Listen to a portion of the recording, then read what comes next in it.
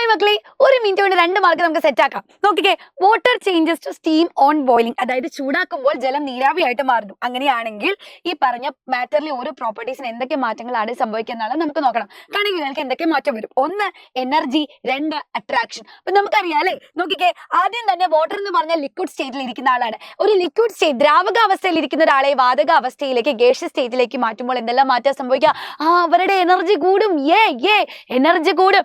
Energy കൂടുമ്പോൾ അവരുടെ movement കൂടും. മൂവ്മെന്റ് കൂടുന്നതനുസരിച്ച് എന്താ മക്കളെ സംഭവിക്കുക? അവിടെ അട്രാക്ഷൻ കുറയും. ശരിയല്ലേ? അപ്പൊ ഡിസ്റ്റൻസ് കൂടി വരും. സോ ഒരു ലിക്വിഡ് ഗ്യാസ് ആയിട്ട് മാറുമ്പോൾ, ഒരു ദ്രാവകം വാതകമായിട്ട് മാറുമ്പോൾ അവരുടെ എനർജി അവിടെ ഇൻക്രീസ് ചെയ്യും. ശരിയല്ലേ മിസ് പറഞ്ഞത്? ഊർജം കൂടുന്നു. അതേപോലെ ഊർജം കൂടുമ്പോൾ ആകർഷണ ബലം കുറയുന്നു, അട്രാക്ഷൻ കുറയുന്നു എന്ന് നമുക്ക് പറയാം. അങ്ങനെയാണെങ്കിൽ ഒരു സോളിഡ് ലിക്വിഡ് ആകുമ്പോൾ എന്ത് മാറ്റമാണ് സംഭവിക്കുന്നത്? കമന്റ് ചെയ്യാം.